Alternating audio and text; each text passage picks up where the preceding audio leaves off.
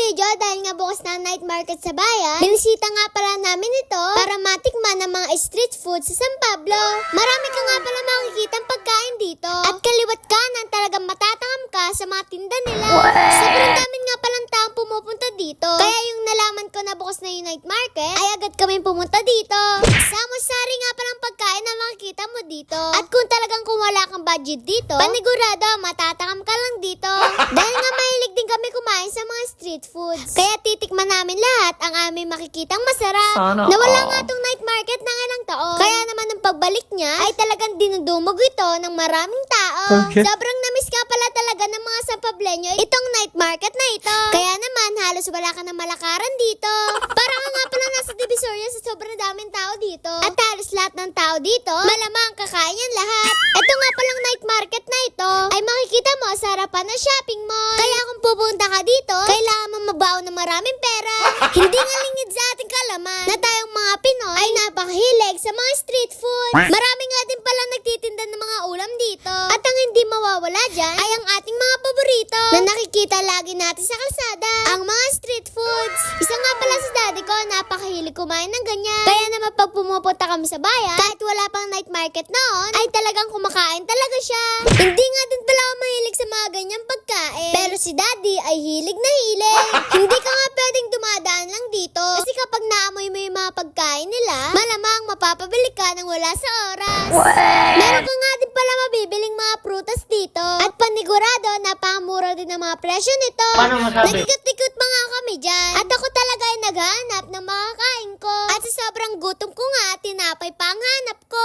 Nakakita na nga rin pala kami ng hotdog sandwich dito. Kaya naman agad kaming bumili. At natikman ko ang napakasarap na hotdog sandwich na ito.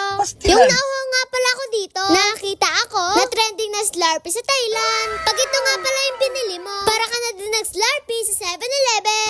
At dahil sobrang hilig ko din sa Slurpee, ay pumila na rin ako dito. Lahat nga pala ng soft drinks dito halos nag-yelo. Kaya naman pag ininom ko ito, ay talagang refreshing talaga ito. Pinapalo nga pala yan para maging yelo. Pero dahil hindi pa masyadong malamig, ay hindi pa siya yelong-yelo. Medyo iba nga pala yung expected ko dito. Kasi ang akala ko talaga ay Slurpee ang aking mainom. Guys, tikman na natin. Tikman na natin, guys.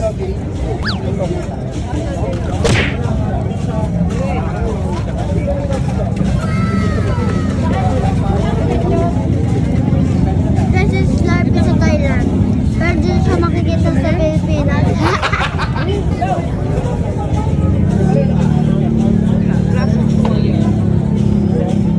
Guys, ang sarap. At ito naman yung nagtitrending na magic water. At dahil sa Pilipinas ito sumikat, kailangan na natin itong matikman kung ito ba talaga yung masarap. Kung titignan nyo nga pala talaga siya ay para talaga siyang tubig. Pero nung natikman ko nga pala ito, Lasang gulangan, guys.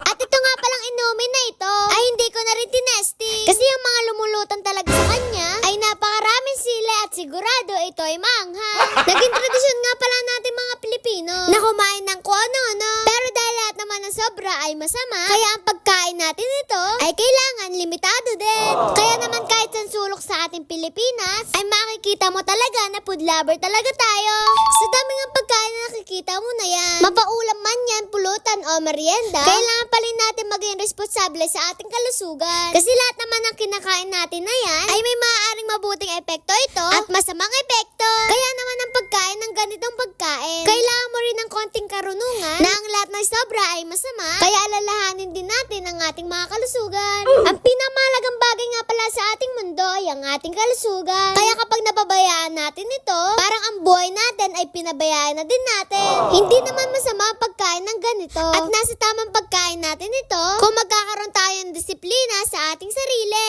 Kaya kung natatangam ka sa mga pagkain na nakikita mo ngayon, pwede mo namang kainin yan. Pero pag wala kang naman pera, huwag mo nang isipin yan. Kasi lalo ka lang magkakasakit sa kakaisip dyan. Yun lang, paalam. Please like, follow, and share. Thank you!